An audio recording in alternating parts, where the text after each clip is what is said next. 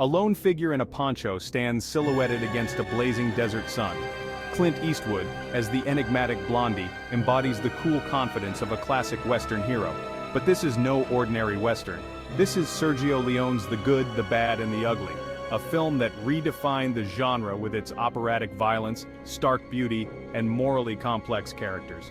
Leone throws us into a world where life is cheap and honor even cheaper.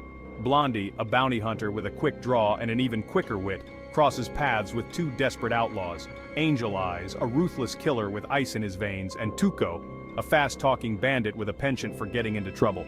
Their paths converge on a quest for buried Confederate gold, a treasure hunt that leads them through sun-drenched landscapes, treacherous mountains, and the brutal reality of the American Civil War.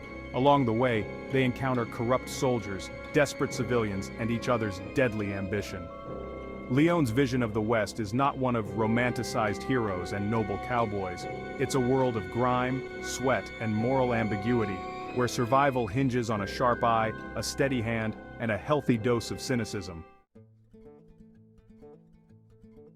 The Good, the Bad, and the Ugly was the final installment in Sergio Leone's Dollars trilogy, a series of spaghetti westerns that upended the conventions of the genre. These films, shot in Spain and Italy on shoestring budgets, brought a raw European sensibility to the American West.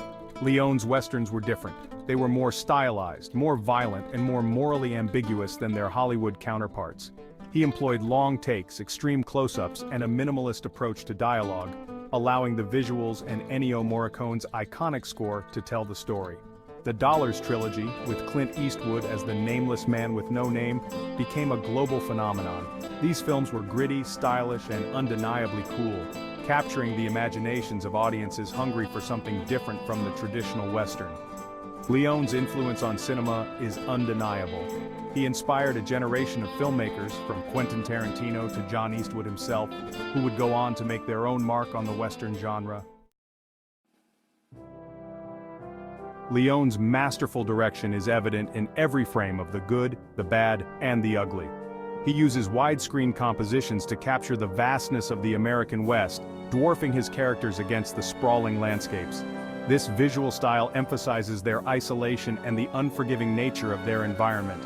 The film's cinematography by Tonino Delli Colli is breathtaking. From the sun-bleached deserts to the dusty streets of frontier towns, Delli Colli paints a vivid picture of the Old West, capturing both its beauty and its brutality.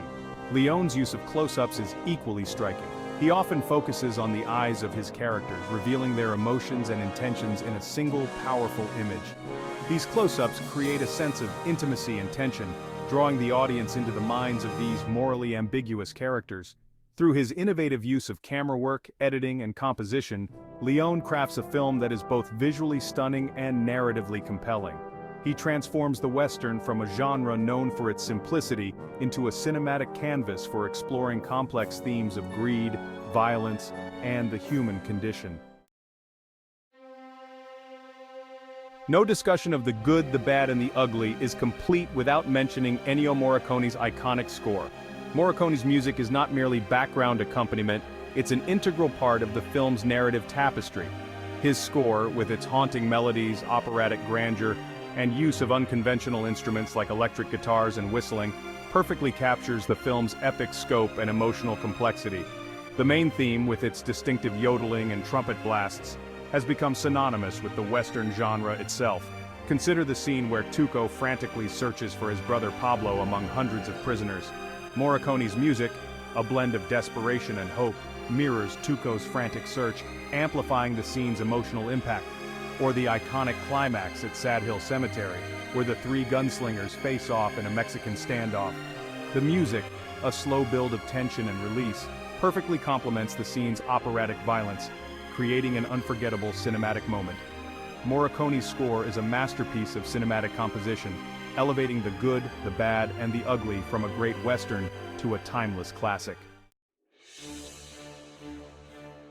Section 5. Bounty hunters, sadistic killers, and comic relief characters on the edge. The Good, the Bad, and the Ugly is driven by its unforgettable characters, each embodying a different facet of the American West. Clint Eastwood's Blondie, despite his laconic demeanor and questionable morals, represents the closest thing the film has to a hero. He's a skilled gunslinger and a pragmatist, motivated by profit but not entirely devoid of a code. Lee Van Cleef's Angel Eyes is the embodiment of evil.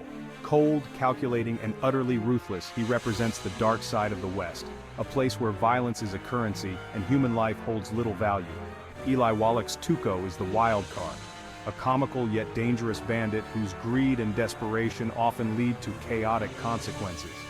He provides much of the film's humor, but beneath his buffoonery lies a cunning survivor. These three characters, thrown together by circumstance and greed, form an uneasy alliance, their fates intertwined in a deadly game of cat and mouse. Section 6. The Search for Buried Treasure, a plot driven by greed and deception.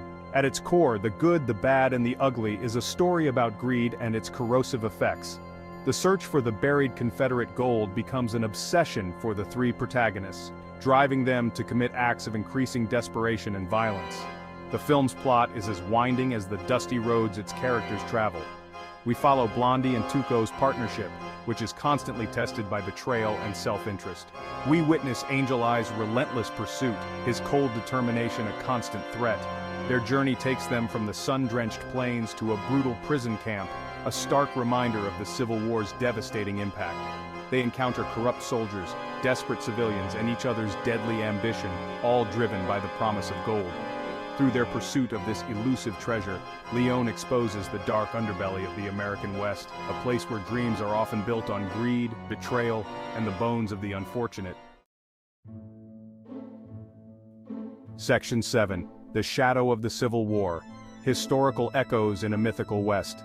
The Good, the Bad, and the Ugly is set against the backdrop of the American Civil War, a conflict that casts a long shadow over the film's events.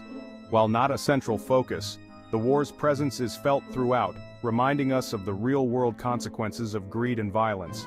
The film's most explicit depiction of the war occurs during the bridge sequence. Blondie and Tuco stumble upon a battle between Union and Confederate forces, their quest for gold momentarily sidelined by the larger conflict raging around them.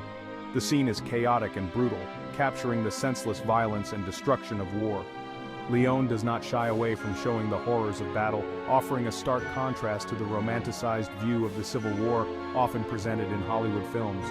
By incorporating the Civil War into his narrative, Leone adds a layer of historical realism to his mythical West.